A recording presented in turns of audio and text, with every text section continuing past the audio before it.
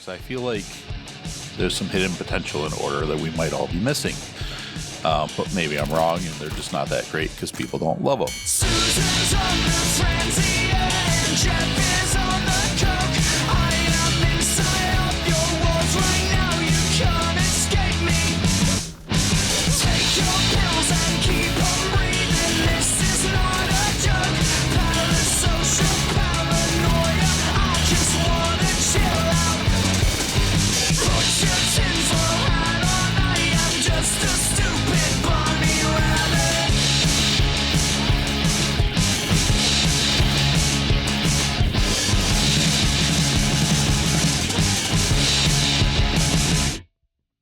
Hello everyone and welcome to my Vex-sourced build showcase for UVH6. So starting off, I didn't see a lot of people discussing the new Order assault rifle called crowdsourced, and this is mainly because a stigma behind the Order weapons. Even something like the roulette from the Bounty Pack 2, you usually find the Ripper Roll for this weapon to completely bypass the charge up mechanic.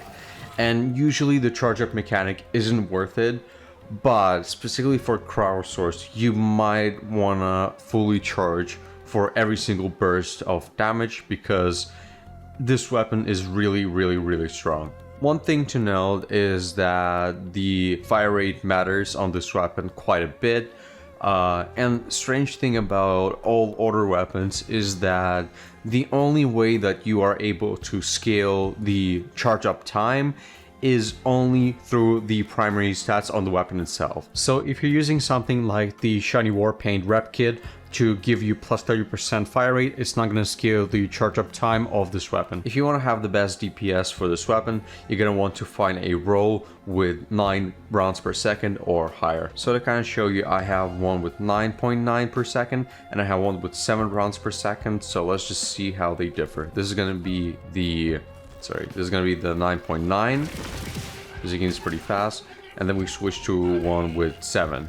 As you can see, the charge up is significantly slower. Unfortunately, this weapon can be pretty clunky to use against file or ordnance enemies, so for that we're gonna take the Dark Beast for the pierce and for the splash damage on the explosion. As for the skill tree itself, it's mainly a regular Teen Witch build, but we made some additions to the red tree because of the increased level cap. So starting off, we put 5 points into Grave Sights where we get crit damage as a kill skill.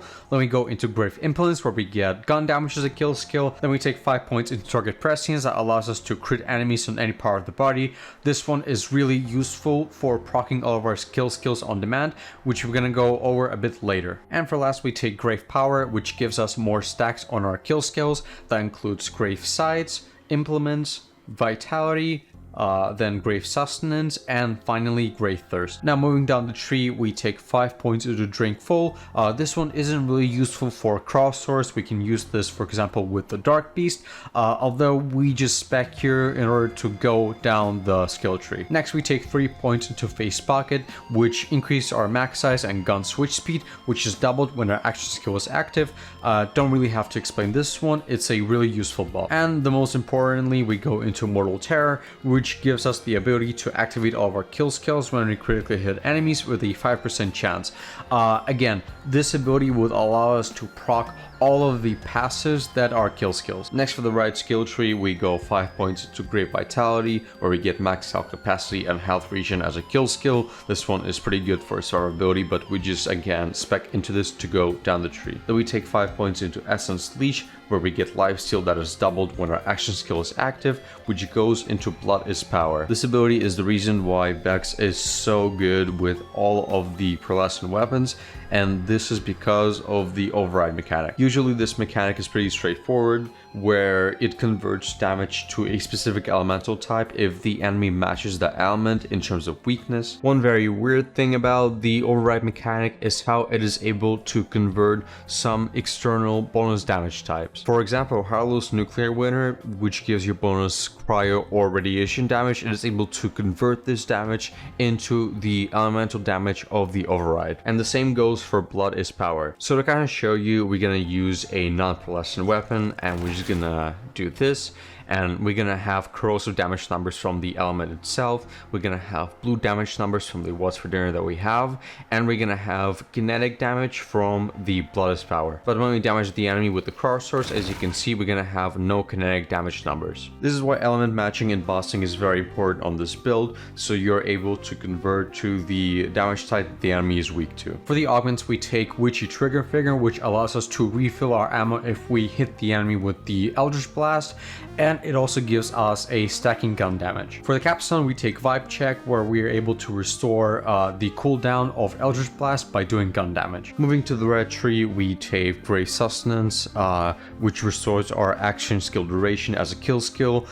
So again, this one is really useful because we are able to proc our kill skills on demand when we critically hit, meaning this ability will just help us always upkeep our action skill. Then we take 5 points into enchantment, where we get bonus kinetic damage with our guns when our action skill is active. Sadly, this specific damage instance does not get converted by the override mechanic, so if we activate our action skill and we shoot with our gun, now we're gonna have additional kinetic damage numbers from the enchantment. For the last 5 points, we go into Warning, where we are able to increase the effectiveness of all of our kill skills, where from where we take 3 points into Deadeye and we take 2 points into High Caliber. Because this is a gun build, we're gonna maximize the crit damage, and we also take the multiplicative plus 10 gun damage. For our specializations, this is a mainly conventional gun build. We don't have to go into Daredevil, Sharpshooter, or Runner, so we take 20 points into Survivor to get the best defense. That gives us extra damage from all sources when our max or shields are full.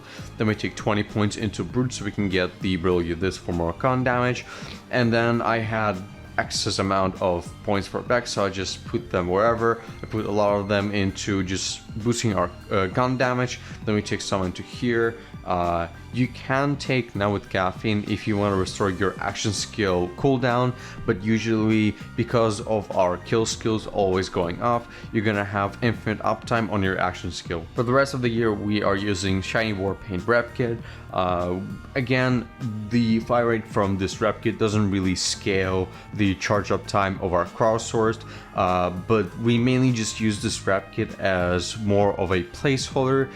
It gives us nice healing, and also gives us move speed with splash damage on top of that.